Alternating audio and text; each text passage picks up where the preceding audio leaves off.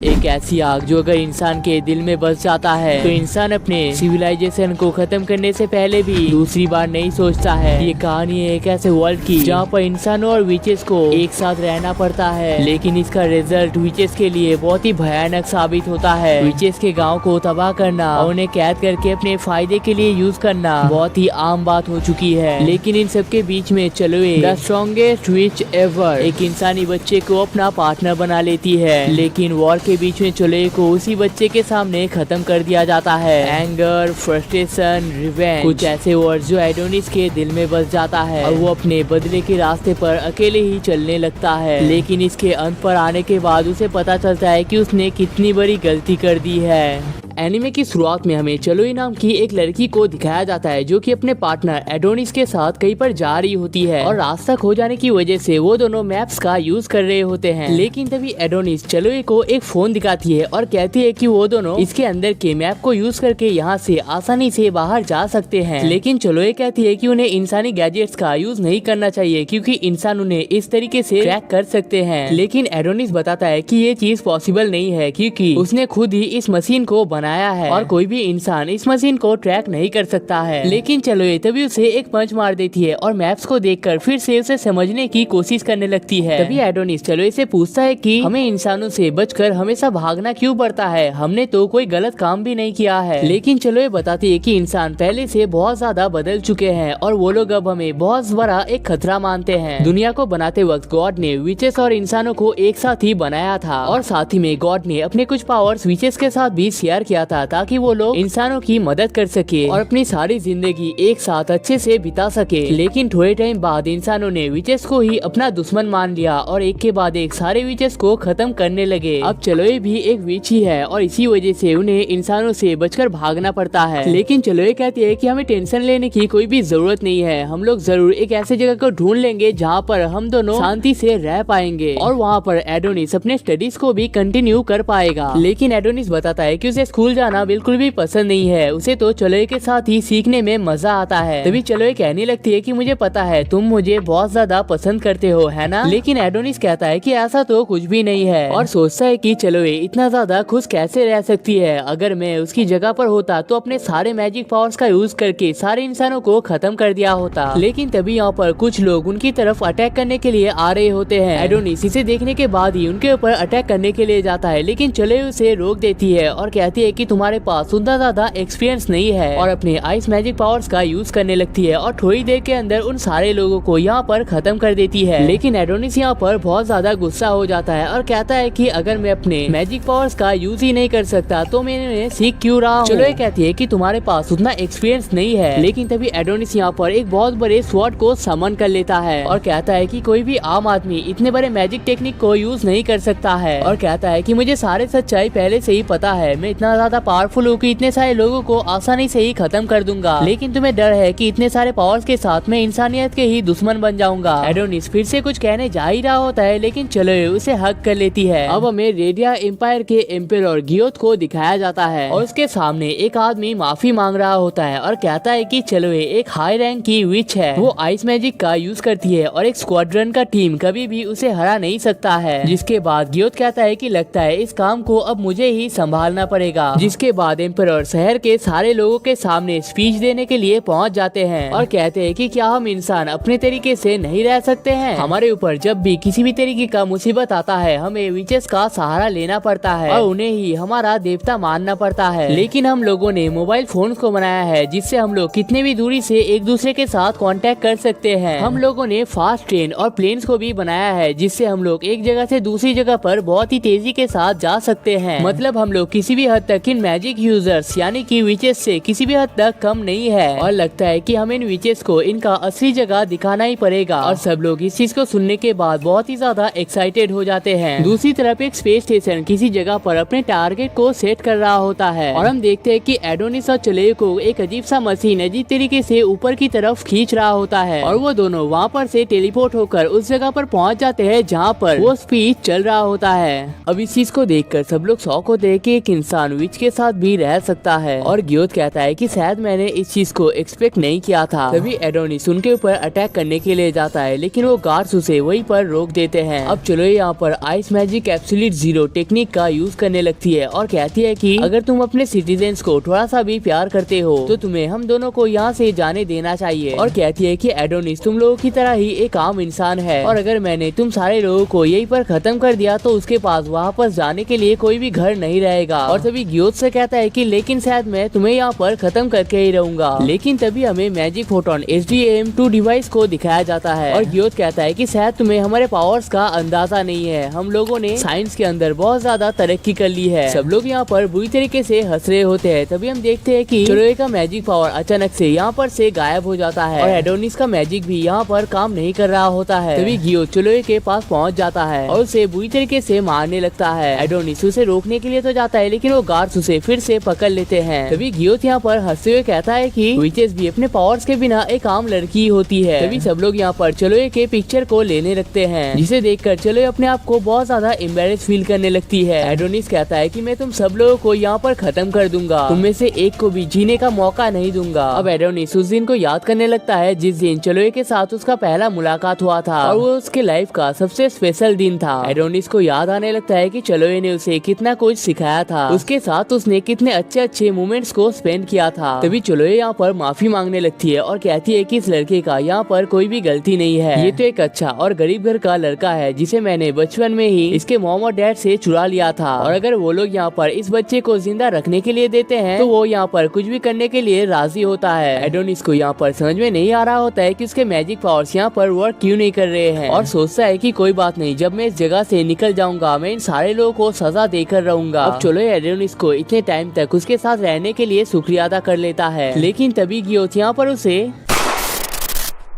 लेकिन सिर्फ इतना यहाँ पर काफी नहीं होता है, सारे वॉरियर्स उसे बुरी तरीके से फायर करने लगते हैं और एडोनिस के लिए ये चीज सबसे बुरे सपने की तरह होता है। लेकिन तभी एक आदमी आके एक्स की मदद से चिलोए के बॉडी को उसके सिर से अलग कर देता है और गियोथ उसे अपने सम्मान की तरह यूज करने लगता है, जिसे देखकर सब लोग बहुत ज्यादा खुश होने लगते हैं। और एडोनिस कह रहा होता है कि मुझे थोड़ा सा ही टाइम लगेगा, जिसके बाद मैं तुम सब लोगों को यहाँ पर ही खत्म कर दूंगा। अब हमें 10 साल बाद के प्रीसियंट 7 मेयहेम इंटर्नमेंट कैंप के सीन को दिखाया जाता है और यहाँ पर कुछ औरतें खाने के लिए लड़ाई कर रहे होते हैं और तभी हमें यहाँ पर डोरोका नाम की एक लड़की से मिलाया जाता है और वो कहती है कि अगर वो लोग चाहे तो उसके ब्रेड को भी खा सकते हैं, लेकिन वो लोग कहते हैं कि इसके रिटर्न में तुम्हें कुछ भी नहीं मिलने वाला है। तभी हमें यहाँ पर डोरोका की फ्रेंड एमा को दिखाया जाता है और वो डोरोका से पूछता है कि क्या उसे कहीं पर चोट तो नहीं लगी है, लेकिन डोरोका कहता है कि उसे कभी भी कहीं पर चोट नहीं लग सकता है। तभी एमा कहती है कि हमारे एम्परर ने तो कहा था कि अगर इस वर्ल्ड से सारे विचेस को खत्म कर दिया जाएगा उसके बाद हमारे वर्ल्ड में सबसे ज्यादा शांति पहुंच जाएगा, लेकिन ऐसा कुछ रियलिटी में हो क्यों नहीं रहा है, बल्कि उन लोगों का देश इस टाइम पे इतना ज्यादा डेवलप हो चुका है कि वो लोग एक दूसरे के साथ फाइट करने में ही सबसे ज्यादा बिजी हो चुके हैं और उन्हें तो शक है कि उन्हें कभी भी इस जगह से बाहर निकलने का मौका भी मिलेगा। और इतना कहकर वो यहाँ पर रोने लगती है। तभी डोरोका यहाँ पर 2 डॉल्स को निकाल लेती है और उन 2 डॉल्स की मदद से एमा को यहाँ पर हंसाने की कोशिश करती है, लेकिन ये शो बहुत ही क्रिंज होता है तो मैं इस चीज को तो एक्सप्लेन नहीं कर सकता। लेकिन तभी यहाँ पर कुछ गार्ड पहुँच जाते हैं और वो लोग 218 नंबर के कैदी को यहाँ पर से बुलाने लगते हैं, लेकिन सब लोग यहाँ पर बात करने लगते हैं कि जिसे भी यहाँ पर से एक बार बुलाया जाता है वो कभी भी यहाँ पर वापस नहीं आ पाता है। तभी हमें पता चलता है कि 218 असल में एमा का नंबर है और डोरोका भी इस चीज को नोटिस कर लेती है और खड़ा होकर कहती है कि 218 नंबर मेरा है, लेकिन एमा यहाँ पर इतनी ज्यादा डरी हुई होती है कि वो यहाँ पर कुछ कह ही नहीं पाती है। अब डोरोका इंटर्नमेंट कैंप के चीफ वार्डन पालपोल के पास पहुँच जाता है और पालपोल कहते हैं कि उसे एक अमीर आदमी के लिए सर्व किया जाएगा, जिसके बाद उसे टैक्स फेयर के लिए एक अच्छा सा शो भी करना है। डोरोका यहाँ पर बहुत ज्यादा गुस्सा हो जाती है, लेकिन पालपोल कहते हैं कि किसने तुम ह्यूमंस को अपने सिविलाइजेशन को इतना ज्यादा स्ट्रॉन्ग बनाने के लिए कहा था और किन बेवकूफों ने अपने प्रोटेक्टर विचेस को ही खत्म करने का डिसीजन लिया था, तो अगर गलती तुम लोगों ने कर लिया है तो इसका सजा भी तुम्हें भुगतना तो पड़ेगा ही। और एक सेल्फी को खींच लेता है और कहता है कि अगर तुम किसी को पसंद आते हो तो तुम्हें उससे सर्व किया जाएगा और तुम इतना क्यूट और यंग हो कि कोई भी तुम्हें आसानी से पसंद कर लेगा। लेकिन तभी डोरोका उसके हाथ को तेजी से काट लेता है और अपने फुल तेजी के साथ यहाँ से भागने लगता है। फॉर्चुनेटली डोरोका के पास पालपोल का फोन भी मौजूद होता है और इस चीज से हजारों प्रिजन को एक्सेस किया जा सकता है और डोरोका उस फोन से सबको आजाद करने का ऑर्डर देता है। लेकिन उस फोन का ऑथेंटिकेशन यहाँ पर वर्क नहीं कर रहा होता है। लेकिन थोड़े से ट्राई करने के बाद वो देखता है कि वो सारे प्रिजन यहाँ पर खुलने लगते हैं। डोरोका सबको यहाँ पर तेजी से भागने के लिए कहता है और सब लोग अपनी जान बचाकर भागने की कोशिश करने लगते हैं और इन सब के बीच में डोरोका की फ्रेंड एना भी यहाँ पर मौजूद होती है। अब डोरोका एक रूम के सामने पहुँच जाती है और उसके पास फोन होने की वजह से ये वाला रूम भी खुल जाता है। लेकिन गार्ड उसे यहाँ पर पकड़ने के लिए कामयाब हो जाते हैं। लेकिन तभी हम देखते हैं कि यहाँ पर एक बहुत बड़ा केज मौजूद होता है और थोड़ी देर के अंदर ये वाला केज भी खुल जाता है और इसके अंदर एक बहुत ही खतरनाक सा स्लेव होता है और ये और कोई नहीं बल्कि एडोनिस होता है। अब सब लोग इस चीज को देखकर बहुत ज्यादा डरने लगते हैं क्योंकि ये प्रिजनर 1001 है और एडोनिस अपने सिर्फ एक ही अटैक की मदद से उन सारे बैरियर्स को यहाँ पर तोड़ देता है और अपने फास्ट टेक्निक्स का यूज करके दो आदमी को यहीं पर खत्म कर देता है और तीसरा आदमी को इस तरीके से मारता है जैसे मानो उसके लिए ये कोई भी बड़ी बात नहीं है और इतने सालों तक कैद में रहने की वजह से उसका दिल पत्थर का बन चुका है। अब एडोनिस डोरोका के पास जाने लगता है और देख के ऐसा लगता है कि उसके अंदर थोड़ा सा इंसानियत अभी भी बचा हुआ होता है, जिसके बाद उसके बैरियर्स को तभी तोड़ देता है और थोड़े टाइम बाद एडोनिस यहाँ से बाहर निकलने में भी कामयाब हो जाता है। अब हमें वार्डन पालपोल को दिखाया जाता है और वो कह रहा होता है कि अगर सिर्फ ये बच्चा यहाँ पर से भाग चुका होता तो मेरे लिए ये चीज कोई बड़ी बात नहीं होता, लेकिन उसने यहाँ पर से एसएस रैंक के वेपन को भी चुरा लिया है और वो सोचता है कि अगर हायर अप्स को इसके बारे में पता चल गया तो वो यहाँ पर उसे खत्म ही कर देगा। लेकिन साइड में खड़ा एक गार्ड सोच रहा होता है कि अगर एडोनिस के पास पालपोल का फोन भी मौजूद होता है लेकिन फिर भी वो उसकी मदद से इस वाले रूम को तो नहीं खोल सकता है। लेकिन थोड़ी देर के अंदर यहाँ पर एक लड़की जांच पड़ताल के लिए पहुँच जाती है और वो लड़की पालपोल से कहती है कि तुमने अपना काम ठीक से नहीं किया है तो तुम्हें इसका सजा तो मिलकर ही रहेगा और वो पालपोल को यहाँ पर ही खत्म कर देता है। अब हमें डोरोका के सीन को दिखाया जाता है और वो कह रही होती है कि उसने एक बहुत बड़ी गलती कर दी है जिसकी मदद से इंसानियत को बहुत बड़ा खतरा आ चुका है और उसे इस खतरे को निपटना पड़ेगा। अब एडोनिस एक बिल्डिंग के ऊपर बैठा हुआ होता है और कहता है कि मेरे लाइफ का सिर्फ एक ही मकसद है, इंसानियत को खत्म करना। और वो यहाँ पर return style summoning magic gain को यूज कर लेता है, जिसके बाद वो एक गन से फायर भी कर देता है, जिसकी वजह से उस बुलेट का साइज यहाँ पर बहुत ज्यादा बड़ा हो जाता है और इस बुलेट के एक बिल्डिंग से टकराने के साथ ही यहाँ पर मानो एक बहुत बड़ा भूकंप सा आ जाता है। अब न्यूज में ये चीज बताया जाता है कि एक बहुत बड़ा सेल बिजनेस डिस्ट्रिक्ट के मेन बिल्डिंग के साथ टकरा चुका है और उन्हें शक है कि ये काम पास ही के किसी देश ने किया है। अब एडोनिस कहने लगता है कि जो चीज उसके साथ पास में हुआ है वो इस चीज को कभी भी भूल नहीं सकता है और सोचता है कि लेकिन अगर चलो ये मेरे साथ होता तो मैं शायद इस काम को नहीं कर रहा होता। वो मुझे कहती कि इन लोगों ने गलती किया है तो क्या हुआ, हमेशा गलती करने वालों को माफ कर देना चाहिए। लेकिन तभी वो यहाँ पर return style summoning magic grind को यूज कर लेता है, जिस वजह से यहाँ पर एक बहुत बड़ा स्टैचू समन हो जाता है। अब हमें नेशनल सिक्योरिटी ब्यूरो के सीन को दिखाया जाता है और वहाँ पर उन्हें पता चलता है कि उनके प्रिजनर्स में से काफी सारे प्रिजनर्स इस टाइम पे वहाँ पर से भाग चुके हैं। कैदी नंबर 1001 को किसी तरीके से आजाद होने का मौका मिल चुका है और एक एसएस रैंक का वेपन जिन्हें उन लोगों ने काफी संभाल कर रखा था उसे किसी ने चुरा लिया है। अब हमें NSB director senior executive Yamato को दिखाया जाता है, जो एनएसबी वाइस डायरेक्टर एग्जीक्यूटिव यूकी के साथ यहाँ पर मौजूद होते हैं और उनके सामने खड़े हुए एक आदमी को एडोनिस के केस को सॉल्व करने का ऑर्डर दिया जाता है। लेकिन वो आदमी यहाँ पर बहुत ही मजाकिया होता है, जिसे देखकर यूकी बहुत ही गुस्सा हो जाती है। तभी यामाटो कहता है कि तुम्हें ये आदमी बहुत ही कमजोर लग सकता है, लेकिन ऐसा बिल्कुल भी नहीं है। ये हमारे captain security agency operator executive एकहट है और इसने आज तक कई सारे ब्रूटल केसेस को सॉल्व करके रखा है। तभी सिक्योरिटी ब्यूरो को पता चलता है कि एक जायंट रोबोट बिजनेस डिस्ट्रिक्ट में देखा गया है और वो इसी तरफ आ रहा है। यामाटो बताते हैं कि मैजिस्ट्री को इसके बारे में कोई खबर क्यों नहीं दिया गया है, लेकिन वो लोग बताते हैं कि क्वीन से उन्हें खबर मिल चुका है कि मैजिस्ट्री की हालत इस टाइम पे बहुत ज्यादा खराब हो रखी है। अब यामाटो यहाँ पर स्टेट ऑफ इमरजेंसी अलर्ट को ऑन करने के लिए कह देते हैं और डिफेंस लाइन 4 और एयर ग्राउंड सपोर्ट को स्ट्रॉन्ग बनाने के लिए कहते हैं, क्योंकि वो लोग जायंट रोबोट को हैंड टू हैंड कॉम्बैट में नहीं हरा सकते हैं, तो इसलिए उन सोल्जर्स की जरूरत भी नहीं है। अब हमें एक स्टेशन के सीन को दिखाया जाता है, लेकिन तभी वहाँ पर एक कार तेजी से घुस जाता है और उसके अंदर का आदमी बहुत ज्यादा डरा हुआ होता है और कहता है कि वो मूर्ति बहुत ज्यादा विशाल है। अब इसे सुनने के बाद पुलिस वालों को ये लग रहा होता है कि इसने जरूर किसी तरीके का नशा कर रखा है, लेकिन बाहर जाने के बाद वो लोग जिस चीज को देख के हैं उसे देखने के बाद उनकी आंखें खुली की खुली रह जाती है। एक जायंट सा रोबोट उनके शहर में आ चुका है और एक के बाद एक सारे बिल्डिंग्स को कुछ इस तरीके से तबाह कर रहा है जैसे मानो ये उसका रोज का काम है और चारों तरफ बुरी तरीके तरीके से दहशत फैल चुका है। और एडोनिस कहता है कि गियो तुम बस मुझसे भागने की कोशिश मत करना। अब एडोनिस कहता है कि एक नॉन विच से प्रीटेंड स्टाइल समनिंग मैजिक को ही यूज कर सकता है, लेकिन पहले मैजिक को संभालने के लिए उसे काफी सारे कैलकुलेशन का यूज करना पड़ता है और एक परफेक्ट मास्टर ही इस चीज को सिखा सकता है, वरना ये चीज पॉसिबल नहीं है। और कैप्सूल के अंदर इतने टाइम तक ट्रैप होने की वजह से उसे अनलिमिटेड टाइम मिल गया था अपने कैलकुलेशन के पावर को और भी स्ट्रॉन्ग करने के लिए, जिस वजह से वो इस टाइम पे बहुत ज्यादा पावरफुल बन चुका है। दूसरी तरफ यामाटो इस स्टैचू को नोटिस कर लेता है और कहता है कि इतना बड़ा स्टैचू अपने जगह से हिल भी कैसे सकता है, और उसे समझ में आ जाता है कि यहाँ पर मैजिक टेक्निक का यूज किया जा रहा है। और वो बाकी गार्ड्स को मैजिक फोटोन SDM-2 को निकालने का ऑर्डर देते हैं, लेकिन यामाटो को पता चलता है कि उस मशीन को अंडरग्राउंड में रखा गया है और इतने सालों तक यूज ना करने की वजह से उन्हें पता नहीं है कि वो मशीन काम करने भी वाला है या नहीं। जिसके बाद यामाटो युकी को इस मशीन को लाने का जिम्मेदारी दे देते हैं। अब हम देखते हैं कि कुछ सोल्जर्स एडोनिस की तरफ टैंक को लेकर फाइट करने के लिए जा रहे होते हैं, लेकिन एडोनिस के मैजिक पावर की वजह से कोई भी बुलेट उसके रोबोट को टच भी नहीं कर पाता है। और एडोनिस कहता है कि क्या तुम लोगों ने मुझे एक नौसिखिया समझ कर रखा है, और एक अटैक के साथ ही इन सारे टैंक्स को यहाँ पर खत्म कर देता है। अब एडोनिस कहता है कि चुलोए को खत्म करना तुम लोगों के लिए सबसे प्राउड का मोमेंट है, और उसी के बाद तुम लोगों ने इस एम्पायर को यहाँ पर खड़ा किया है, जिसका मतलब है कि इस चीज के अंदर तुम लोगों का भी जिम्मेदारी मौजूद है और तुम्हें अपने हिस्से का सजा तो यहाँ पर लेना ही पड़ेगा। जिसके बाद एडोनिस यहाँ पर एक बुलेट वेल को समन कर लेता है और रास्ते से जितने भी सारे लोग जा रहे होते हैं एडोनिस उनके ऊपर बुरी तरीके से फायर करने लगता है। और एडोनिस को वो पल भी याद आने लगता है जब इन सारे लोगों ने चुलोए के ऊपर सेम तरीके से अटैक किया था। अब एक भी इंसान यहाँ पर से बच नहीं पाता है, लेकिन कुछ रीजंस के चलते खुशी होने की जगह एडोनिस को यहाँ पर बहुत ज्यादा दुख होने लगता है और उसकी आंखों से यहाँ पर बुरी तरीके से आंसू निकलने लगते हैं और सोचता है कि इन सारी चीजों के बाद तो मुझे यहाँ पर खुश होना चाहिए था, लेकिन मेरे आंखों से आंसू क्यों निकल रहे हैं। अब हमें यहाँ पर किंगडम के एम्परर गियोथ को दिखाया जाता है और हम देखते हैं कि सच में उसकी तबीयत यहाँ पर बहुत ज्यादा खराब हो रखी है और थोड़ा सा खांसने के साथ ही मुंह से खून निकलने लगता है, लेकिन उसकी सेवा करने के लिए क्वीन यहाँ पर मौजूद होती है। तभी गियोथ यहाँ पर रानी को शुक्रिया अदा करता है और कहता है कि मेरे लाइफ के एंड तक तुमने मुझे प्रोटेक्ट किया है और अगर तुम मेरे साथ नहीं होते तो शायद मैं इस एम्परर को भी खड़ा नहीं कर पाता। तभी गियोथ यहाँ पर मन में सोचने लगता है कि गॉड उसे यहाँ पर सजा तो नहीं दे रहा है, क्योंकि उसने काफी सारे विचेस को खत्म किया है और उसके आसपास जितने भी सारे सिविलाइजेशन थे उन सारे सिविलाइजेशन को उसने अकेले ही खत्म कर दिया है। लेकिन गियोथ कहता है कि उसने जो भी काम किया है इसके लिए उसे कोई भी दुख नहीं है, क्योंकि उसने ये सारा काम ह्यूमैनिटी के भले के लिए ही किया है और अगर वो इस काम को नहीं करता तो इंसान अपने आप को कभी भी डेवलप नहीं कर पाता और अपने हर काम के लिए ही विचेस के ऊपर भरोसा करना पड़ता। लेकिन तभी यहाँ पर बारिश भी स्टार्ट हो जाती है और क्वीन कहती है कि आपने जो भी काम किया है वो हमारे सिविलाइजेशन के भले के लिए ही किया है और अभी आपको यहाँ पर सो जाना चाहिए। तभी हम देखते हैं कि काफी सारे फाइटर प्लेन्स एडोनिस को खत्म करने के लिए तैयार होते हैं। तभी यामाटो कहते हैं कि इस लड़के का नाम एडोनिस है, इस लड़के को हमने 10 सालों के लिए कैद करके रखा था और इस लड़के ने अपना आधा लाइफ विचेस के साथ स्पेंड किया है, तो ये हमारे लिए एक बड़ा खतरा बन सकता है। तभी एक लड़की एडोनिस को स्पॉट कर लेती है और सिक्योरिटी ब्यूरो में इसका लोकेशन भेज देती है, जिसके बाद वो लोग प्लेन्स का यूज करके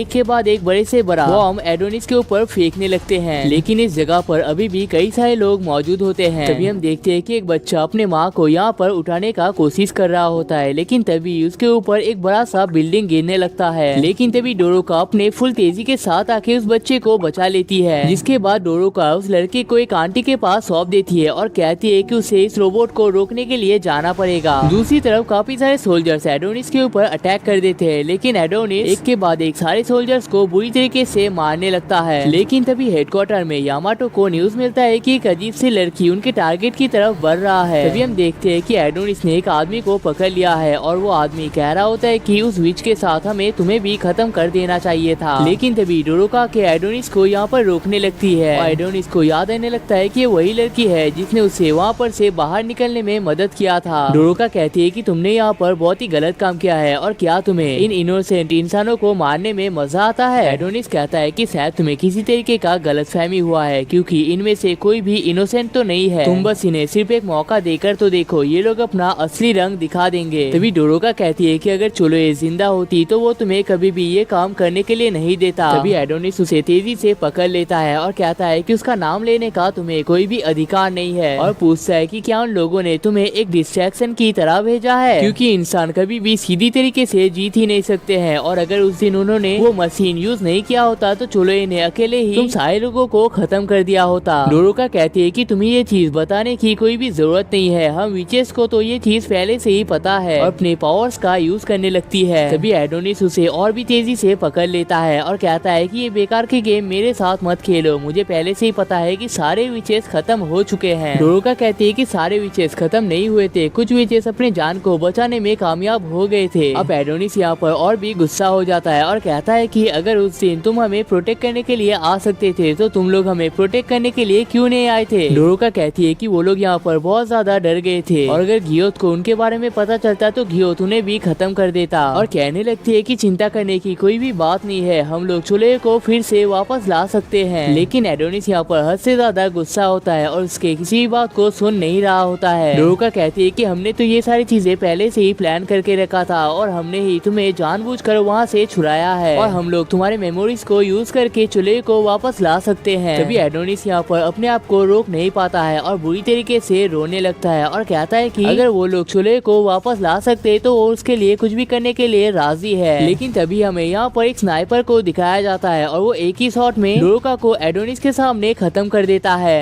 अब हमें डोरोका के पास को दिखाया जाता है और ये वो टाइम होता है जिस टाइम पे इंसानों ने विचेस को पहली बार अपना दुश्मन मान लिया था और सारे सोल्जर्स मिलकर विचेस को बुरी तरीके से मार रहे होते हैं और डोरोका इन सारी चीजों को देखकर यहाँ पर बहुत ज्यादा डर रही होती है। लेकिन तभी मिया नाम की एक लड़की आके डोरोका को पीछे से हग कर लेती है और कहती है कि इंसानों ने किसी रीजन के चलते हमें अपना दुश्मन मान लिया है और हमें इस टाइम पे प्रोटेक्ट करने के लिए कोई भी मौजूद नहीं है। डोरोका पूछती है कि कोई भी विच अपने मैजिक पावर्स का यूज क्यों नहीं कर रहे हैं, लेकिन मिया बताती है कि इंसानों ने यहाँ पर एक अजीब तरीके के मशीन को लाया है जिसकी वजह से हम लोग अपने मैजिक पावर्स का यूज नहीं कर पा रहे हैं और अब उनके पास यहाँ पर से बचने का सिर्फ एक ही उपाय है, उनमें से किसी एक को स्टार ऑफ रेवलेशन को फॉलो करके मैडम ओपेला के पास जाना पड़ेगा। डोरोका मिया को भी अपने साथ जाने के लिए कहती है लेकिन मिया कहती है कि वो यहाँ पर बहुत ज्यादा घायल हो चुकी है और अगर डोरोका उन सब की मदद करना चाहती है तो उसे मैडम ओपेला के पास तो जाना ही पड़ेगा। डोरोका यहाँ पर से जाने तो लगती है लेकिन वो नोटिस करती है कि मिया को यहाँ पर काफी सारे सोल्जर्स ने पकड़ लिया है। तभी हमें प्रेजेंट के सीन को दिखाया जाता है और हमें पता चलता है कि एडोनिस ने अपने पावर का यूज करके डोरोका को फिर से जिंदा कर दिया है। अब हमें यूकी के सीन को दिखाया जाता है और आप लोगों को याद होगा कि यामाटो ने यूकी को HDM2 डिवाइस को लाने के लिए कहा था। अब यूकी यहाँ पर बहुत ज्यादा खुश होती है और कहती है कि फाइनली मेरे बड़े भैया को मेरे ऊपर प्राउड करने का मौका मिल जाएगा। लेकिन तभी हमें नेशनल साइंस एजेंसी की टीम को दिखाया जाता है और उनकी लीडर डायरेक्टर थेटा भी यहाँ पर मौजूद होती है और वो कहती है कि मैं तुम में से किसी को भी इस मशीन को ऑन करने को नहीं दूंगा।